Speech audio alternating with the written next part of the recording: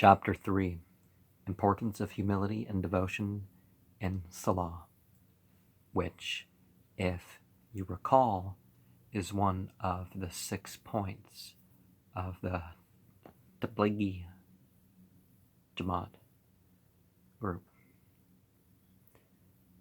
There are many persons who offer their Salah, and quite a lot of them are particular about Jama'ah as well, but they say it so badly, instead of earning rahmah and reward for them, it is rejected forthwith.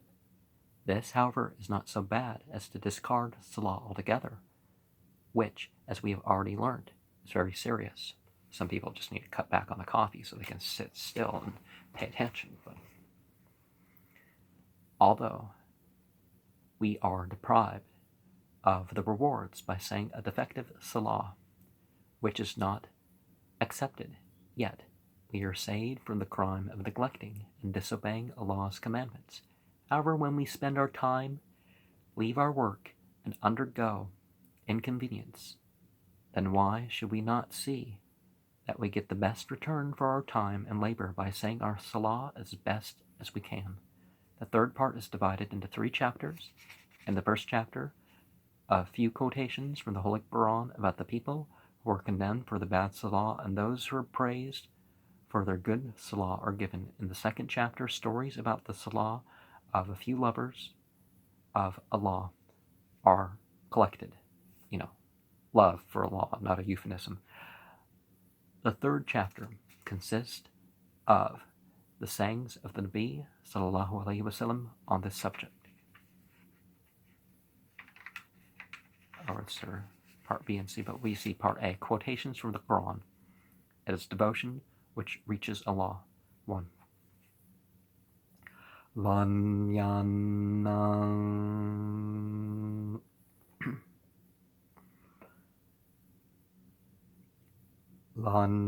yanalullaha lahumuha wala dema'uha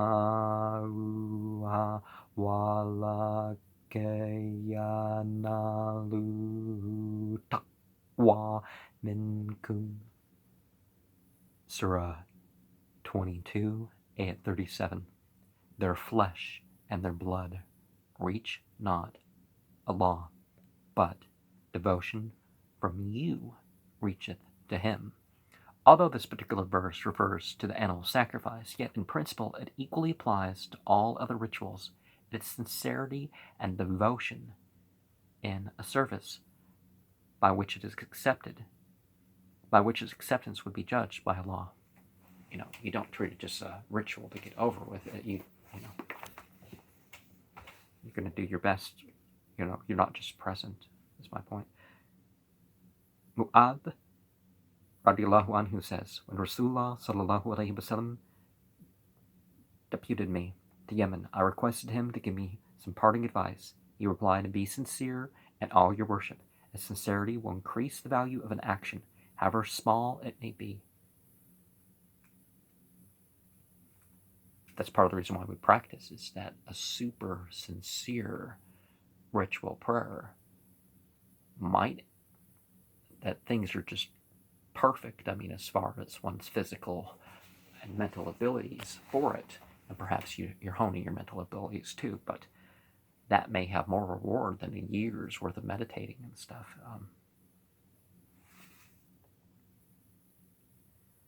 Thauban radiallahu anhu narrates that he heard the Nabi sallallahu alaihi wasallam saying, blessed be the sincere, for they are guiding lights.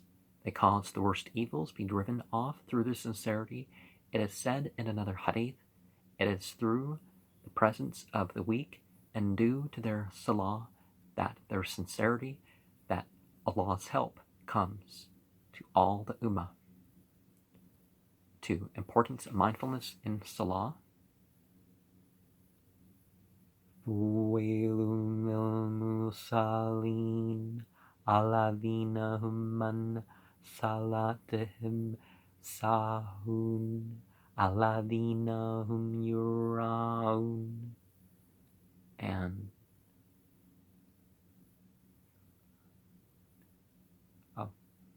Yeah. So Surah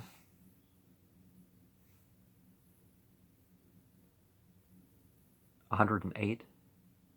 You're so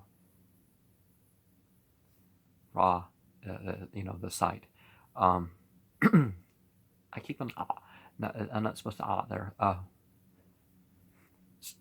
So 4 through 6. Woe to the worshippers who are heedless of their contact prayers, who want but to be seen making their contract prayers. Oh, who want to be seen, okay. Woe to the worshippers, they who, regarding their contact prayers, are heedless, they who are causing their sight. Okay, yeah. To be unmindful has been given different interpretations. To be so careless as to miss the correctness at the correct time of Salah. To be inattentive in Salah. To forget the number of raka'ah, the vows in the prayer. The Salah of the hypocrites. وَإِذَا قَامُوا إِلَى الصَّلَاةِ قَامُوا كُسَالَى يُرَاءُونَ النَّاسَ وَلَا يَذْكُرُونَ اللَّهَ إِلَّا قَلِيلًا. Oh, I think it's because the hams kind of reminds you of playing so a lot, a lot instead of, So this is Surah 4, 142. When they stand up for the contact prayers, they perform it without earnestness and want but to be seen by men and are mindful of God but little. 4. Doom for those who ruin Salah. فَخَلَفَ مِن بَعْدِهِمْ خَلْفٌ أَضَاعُوا الصَّلَاةَ وَاتَّبَعُوا الشَّهَوَاتِ فَسَوْفَ يَلْقَوْنَ غَيًّا. And from Surah 19:59, now there hath succeeded them a latter generation who have ruined the ritual prayers and have followed lusts, so they will meet Gaya. Okay. In the dictionary, Gaya is explained as going astray, which points to the awful doom and ruin in the Akhirah. According to many commentators, Gaya is a pit in Jahannam that is full of blood and pus. The persons who had ruined their salah should be thrown in this pit.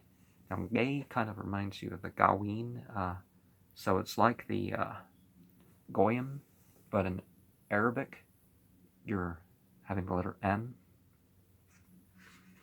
which in Aramea, the root would have tied you to Yah. Gu Yah is the singular. In the plural, you lose that. So the turning of the back from God. So slackness in Salah is a reason for Allah not accepting contributions. وَمَا مَنَعَهُمْ أَن تُقْبَلَ مِنْهُمْ نَفَقَاتُهُمْ إِلَّا أَنَّهُمْ كَفَرُوا بِاللَّهِ وَبِرَسُولِهِ وَلَا يَأْتُونَ الصَّلَاةَ وَهُمْ كَسَالَى وَلَا يُنْفِقُونَ إِلَّا وَهُمْ كَارِهُونَ. Surah 9:54.